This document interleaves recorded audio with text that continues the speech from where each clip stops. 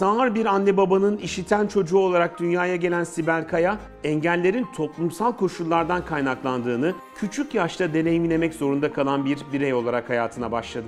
Konuşamadığı için ilk başlarda okula kabul edilemeyen Sibel, 9 yaşında konuşmayı öğrenmesine rağmen akıcı konuşmaya 13 yaşında başladı. Sibel'in mücadelesi ve deneyimleri hadi işareti kurmasını sağladı.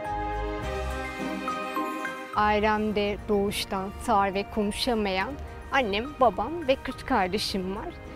Ben işte ailemde 13 yaşında konuşmayı öğrenebilen ve işitme cihazını duyabilen tek bir bireyim. Bir gün annem 5-6 yaşlarındayken annem beni parka götürüyor. Parkta oynayan diğer akranlarımı gördüğümde ilk kez orada sessizliğin dışında bir dünyayla karşılaşıyorum. Ben de dönüp anneme baktım. Anne dedim, yani onlar ellerini ve kollarını kullanamıyorlar mı? Acaba onlar engelli mi diye sormakla başladı. Hadi işaretin ilk tohumlarını orada atıldığını bugün fark ediyorum. Sibel kendi hayatından yola çıkarak kurduğu Hadi İşaret'le sağır, işitme engelli ve işaret diline ilgi duyan herkes için erişilebilir bir dünya yaratma hayaliyle çalışıyor. Aynı zamanda sağır toplum ve işiten bireyler arasındaki iletişim engellerini ortadan kaldırmak için çalışmalar yapıyor. Yaşadığım temel sorun Türk işaret dilinde kısıtlı ifadelerin olması. Resmi Türk işaret dilinde yaklaşık 2000 işaret mevcut. Buradan baktığımızda bizim için pek ifade etmiyor gibi duruyor ama TDK'da 600 binden fazla kelime bulunuyor. Bu uçurum sağır bireylerin özellikle sanat, bilim ve tabiat gibi özel konularda kısıtlı ifadelerle iletişime geçmesi ve bilgiye erişme noktasında zorluklar var. Bu sorunu çözmek ve sağır bireylerin eğitim, kültür ve diğer önemli konularda geride kalmamasını sağlamak amacıyla Hadi İşareti kurdum ve bu şekilde harekete geçtim. Sibel Kaya bir yandan sağır bireylerin Türkçe okuma yazma becerilerini geliştirmek, bir yandan da sosyal medya üzerinden iletişim çalışmaları yaparak meseleye görünürlük kazandırmak için çabalıyor. Aynı zamanda dil bilimcilerle terminoloji üzerine çalışarak Türk işaret dilinde var olan kelimelerin zenginleştirilmesini ve sağır topluma kazandırılmasını hedefliyor.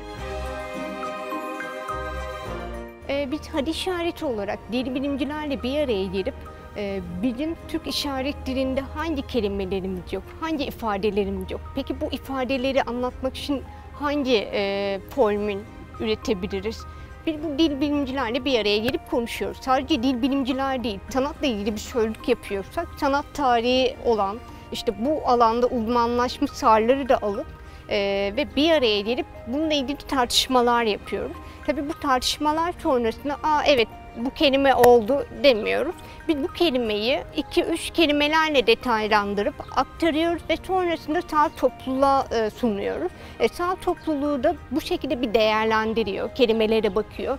Ha diyor, aslında bunu kısa bir şekilde anlatabiliriz diye biz onlara aslında bir yol açmış oluyoruz. Bir de böylelikle işaret dilinin ifadelerinin yapılarını güçlendirmiş oluyoruz.